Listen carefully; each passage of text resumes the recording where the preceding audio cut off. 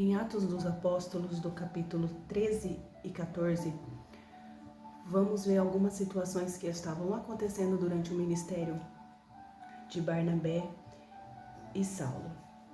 A Bíblia vai dizer que o Espírito Santo fala para os profetas, para os sacerdotes que estavam ali no meio dos discípulos, enviar Barnabé e Saulo para o ministério que Deus tinha os chamado para cumprir.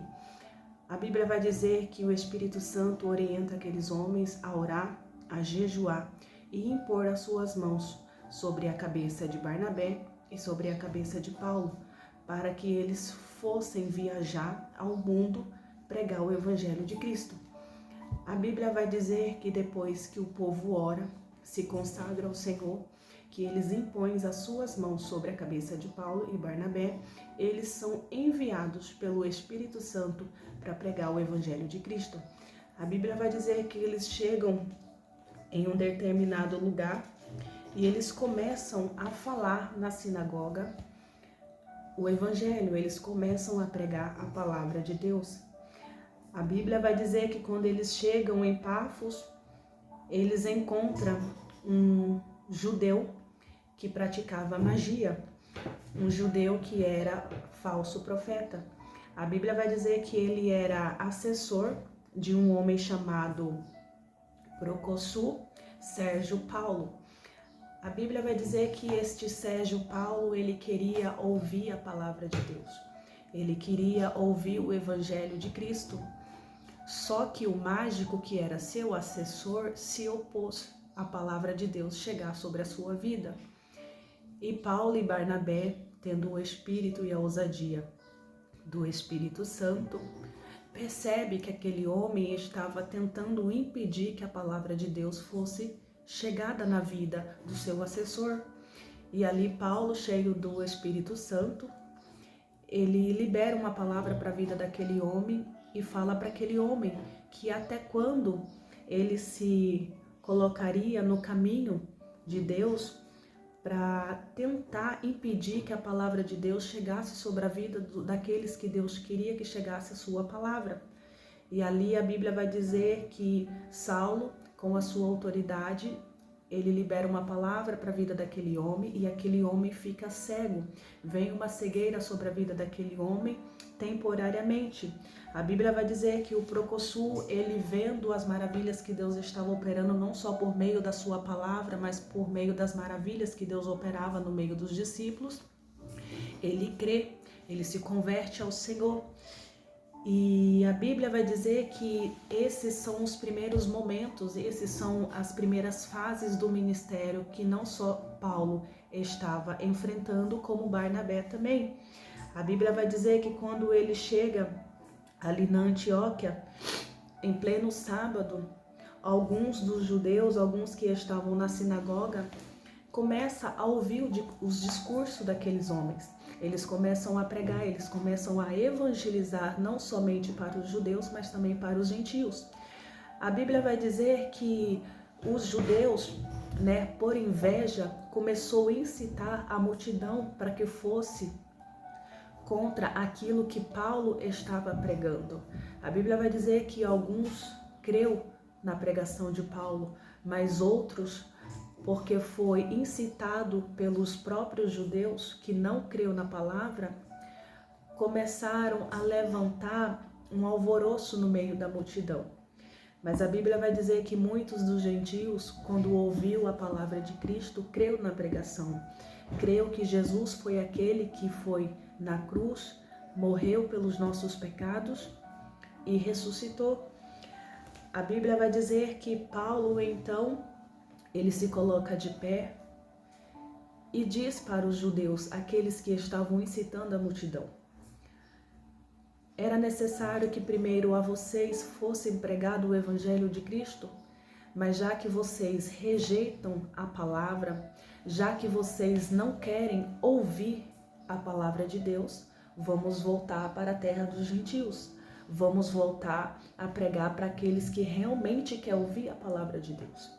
E ali a Bíblia vai dizer que os gentios, eles ficam alegres, eles ficam felizes por saber que no seu território, que na sua nação, estaria sendo evangelizado, estaria sendo pregado o evangelho de Cristo.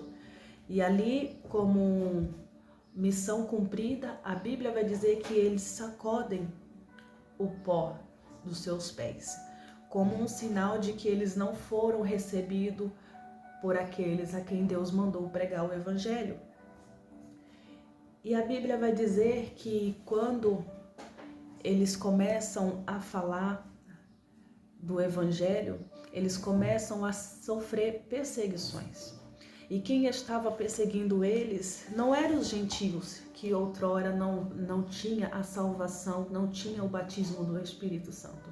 Quem estava perseguindo Paulo e Barnabé eram os próprios judeus, os próprios que estavam na sinagoga, que falava que era filho de Moisés, que acreditava na lei de Moisés. Eram esses que estavam perseguindo, não eram os que estavam fora, eram os que estavam dentro que estavam perseguindo aquele que estava pregando o evangelho de Cristo. E a Bíblia vai dizer que eles até mesmo, incomoda umas mulheres religiosas, eles incomodam algumas pessoas que estavam ali dentro da sinagoga para levantar perseguição contra o ministério de Paulo e contra o ministério de Barnabé. A Bíblia vai dizer que chega em um determinado tempo, muitos creu na pregação e a palavra do Senhor se espalhava por toda a região, mas por causa da perseguição que Paulo e Barnabé estavam sofrendo, eles expulsou Paulo e Barnabé da sinagoga e ali eles foram pregar em Icônio. E quando eles chegam ali, a Bíblia vai dizer que eles falam com coragem, com a ousadia do Espírito Santo, tudo aquilo que Deus mandava eles fazer. E não só a palavra era anunciada, a Bíblia vai dizer que assim conforme eles pregavam o evangelho de Cristo, Deus operava os sinais e as maravilhas no meio do povo. A Bíblia vai dizer que quando Paulo chega em Listra e em Derbe, havia um homem que estava paralítico. Um homem que desde o ventre da sua mãe não podia andar. Este homem, ele já nasceu com esta deficiência. Este homem, ele não tinha os recursos da terra para lhe atender. Os médicos, os remédios já não podiam fazer nada a favor da vida deste homem. E a Bíblia vai dizer que Paulo, ele olha para este homem. E quando ele olha para este homem, ele vê neste homem fé para ser curado. E a partir da fé que Paulo vê neste homem, Deus opera um grande milagre na vida daquele que era paralítico. A Bíblia vai dizer que Paulo, cheio do Espírito Santo, com a autoridade que Deus tinha colocado sobre as suas mãos, ele olha para aquele homem e fala: levanta-te sobre os teus pés. Aquele homem em nenhum momento ele hesitou, aquele homem em nenhum momento ele olhou para o seu passado, ele lembrou de onde ele tinha vindo. Ele não lembrou do diagnóstico do médico, ele não lembrou de nada. Ele apenas, através de uma palavra que foi liberada a favor da sua vida, aquele homem, pela fé que já existia dentro dele, se levantou e saltou. Ou seja, através da vida de Paulo, Deus restaurou a saúde daquele homem. E quando todos começaram a ver o grande milagre que tinha sido operado ali naquele exato momento, eles começaram a idolatrar Paulo. Eles queriam idolatrar Barnabé, como se eles fossem um Deus. Paulo e Barnabé, a Bíblia vai dizer que eles rasgam as suas vestes. Eles rasgam as suas vestes no meio da multidão e eles gritam: homens, por que vocês estão fazendo isso? Nós somos homens igual a vocês, somos humanos igual a vocês. Temos as mesmas paixões que vocês. Temos os mesmos costumes, o mesmo pecado que vocês. Ou seja, o que Paulo estava tentando dizer para aquele povo era que não foi ele e que não foi Barnabé que operou aquele milagre sobre a vida daquele paralítico. O que Paulo estava tentando explicar para a multidão é que não era para a multidão idolatrar o homem, que não era para a multidão idolatrar as coisas deste mundo, porque quem faz todas as coisas, quem opera todos os milagres em nossas vidas é Deus. Quando Deus levanta uma pessoa para pregar o Evangelho de Cristo,